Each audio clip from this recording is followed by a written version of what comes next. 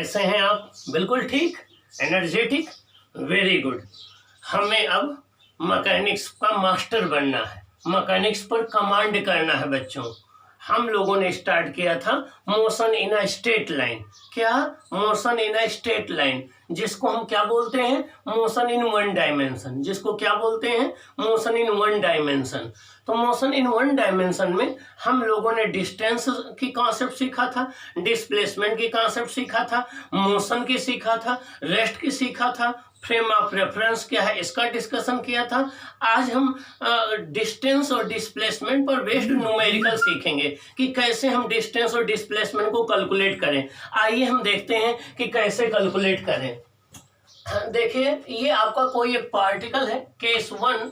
ये कोई एक पार्टिकल है, ये सर्कुलर पाथ पर मूव कर रहा है। ये कोई एक पार्टिकल है, ये सर्कुलर पाथ पर मूव कर रहा है। पहले ये पॉइंट ए पर था, ए से ये चलता हुआ पॉइंट बी पर आया, बी से चलता हुआ पॉइंट सी पर आया, सी से डी पर आया, डी से ए पर आया। इस तरीके से ये सर्कुलर पाथ पर जो है मूव कर रहा है। इसको एक राउंड कंप्लीट करने में जो टाइम लगता है उसको हम टाइम पीरियड बोलते हैं। क्या बोलते हैं? टाइम पीरियड बोलते हैं। एक राउंड कंप्लीट करने में जितना टाइम लगता है उसको टाइम पीरियड बोलते हैं। अब अगर आपसे क्वेश्चन इसमें से पूछा जाए कि ये पार्टिकल जब ए से बी तक जाएगा, जब ये पार्टिकल केवल ए से बी तक जाएगा, मीन्स पहले ये पार्टिकल ए पॉइंट पर था और ये ए से बी तक गया, एक क्वार्टर सर्कल गया। जब ये ए से बी तक गया, ये आर रेडियस है, ये आर रेडियस है, ये 90 डिग्री है। आपसे क्वेश्चन ये पूछा जाए कि ये पार्टिकल ए से बी तक गया, बताइए इसका डिस्टेंस कितना होगा, डिस्प्लेसमेंट कितना होगा, ये आपसे क्वेश्चन पूछा जाए। अब चलो हम सब डिस्कशन करते हैं। जब ये ए से बी तक जाएगा, अब डिस्टेंस की डिफिनेशन में आइए। डिस्टेंस होता है the total length of the path. तो ये कितनी पाथ लेंथ ट्रेवल करेगा? ये जितना आर्क है इस आर्क के बराबर। जब ये ए से बी जाएगा तो ये कितनी पाथ लेंथ ट्रेवल करेगा? इस आर्क लेंथ ए बी के बराबर। ये इसकी डिस्टेंस होगी। और डिस्प्लेसमेंट क्या होगा? इनिशियल पोजीशन से फाइनल पोजीशन को ज्वाइन करने वाली जो स्ट्रेट लाइन है वो डिस्प्लेसमेंट शो करती है। तो इनिशियल से फाइनल पोजीशन को ज्वाइन करेंगे तो डिस्प्लेसमेंट ये आएगा। तो ए बी तो इसका डिस्प्लेसमेंट, ये स्ट्रेट लाइन पाथ आ जाएगा, और ये जो आर्क लेंथ होगी ये क्या हो जाएगी? डिस्टेंस हो जाएगी। चलो अब डिस्टेंस देखते हैं कैसे निकालते हैं। टोटल ये एक राउंड कंप्लीट करता तो 2 पाई आर चलता। टोटल एक राउंड ये कंप्लीट करता तो कितना चलता? 2 पाई आर चलता। अब अगर ये केवल ए से बी तक चलेगा तो एक सर्कल का कौन सा पार्ट चलेगा? देखिए, इस सर्कल को 1 2 3 4 पार्ट में हमने डिवाइड कर लिया। कितने पार्ट में डिवाइड कर लिया? 4 पार्ट में हमने डिवाइड कर लिया। अब जब ये पार्टिकल ए से अगर ये कंप्लीट राउंड चलता तो 4 पार्ट मिलाकर के ये 2 पाई आर चलता।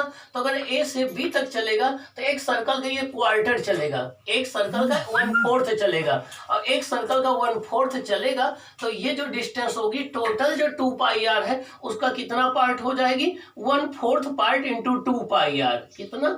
1/4 पार्ट इंटू 2 पाई आर हो जाएगा। जितनी सरकमफ्रेंस है उसका 1/4 कर देंगे तो हमें पता लग जाएगा कितनी डिस्टेंस चलेगा। तो डिस्टेंस आपकी कितनी आ जाएगी? पाई आर बाई 2। क्या आ जाएगा? पाई आर बाई 2।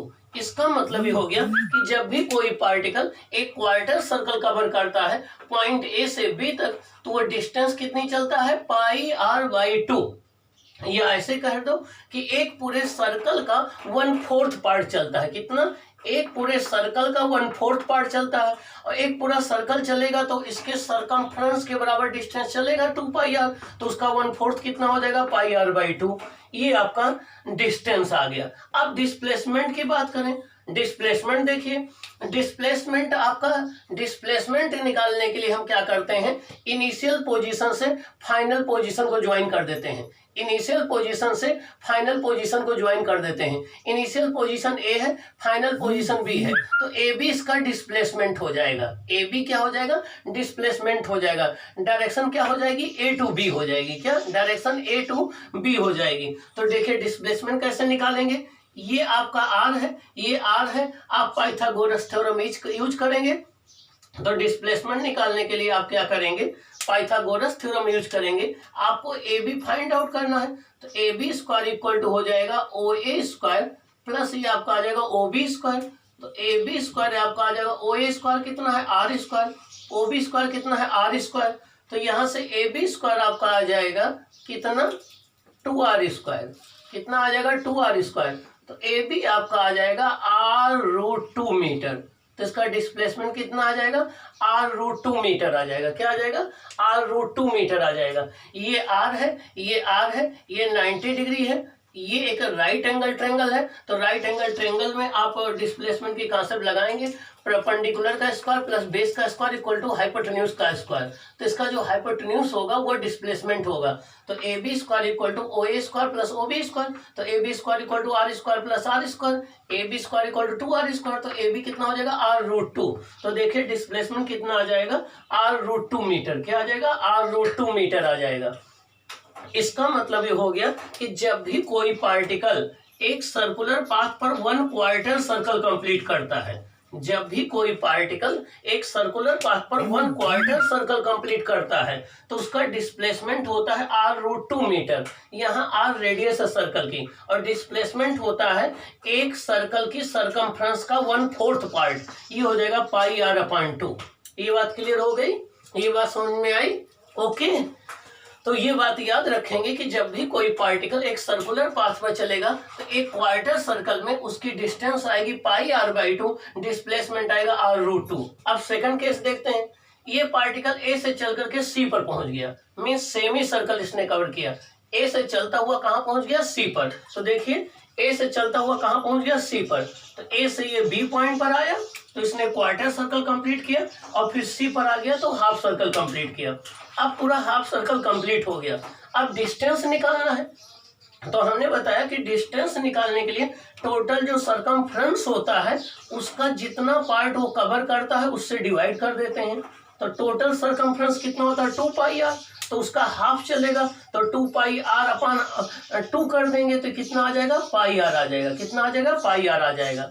इसका मतलब ये हो गया कि जब ये एक सेमी सर्कल कंप्लीट करेगा, हाफ सर्कल कंप्लीट करेगा, तो डिस्टेंस कितना हो जाएगा 1/2 × 2πr, तो πr आ जाएगा। क्या आ जाएगा πr आ जाएगा। अब डिस्प्लेसमेंट निकालना है।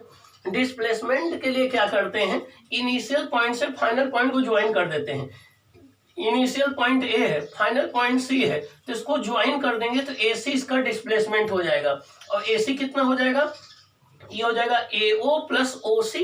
AO कितना है R, OC कितना है R, तो R प्लस R कितना हो जाएगा 2R हो जाएगा। क्या हो जाएगा 2R हो जाएगा। क्या हो जाएगा 2R। तो जब भी कोई पार्टिकल हाफ सर्कल कंप्लीट करता है या सेमी सर्कल में कंप्लीट करता है तो उस केस में उसका डिस्प्लेसमेंट होता है 2R, और डिस्टेंस क्या हो जाता है πr। डिस्टेंस क्या होता है πr। अब थर्ड केस देख लीजिए। ये पार्टिकल ए से चलता हुआ डी पर पहुंच गया। ए से चलता हुआ कहां पहुंच गया डी पर। देखिए ए से पहले बी पर आया, बी से सी पर आया, सी से डी पर आया। अब आपको डिस्टेंस निकालनी है।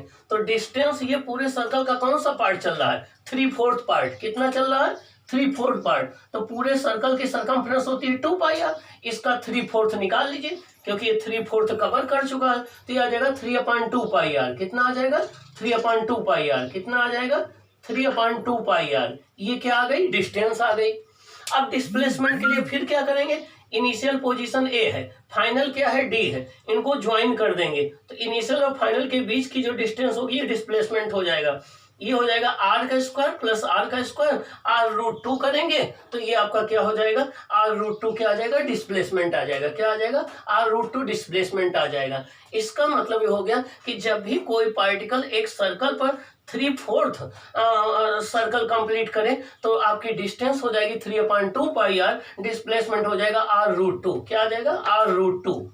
अब अगर ये कंप्लीट सर्कल कंप्लीट कर ले, ए से चलता हुआ ए पर फिर पहुंच जाए, ए से चलता हुआ ए पर फिर पहुंच जाए, तब देखिए क्या होगा, डिस्टेंस तो हो जाएगी टोटल इसके सरकमफ्रेंस के बराबर।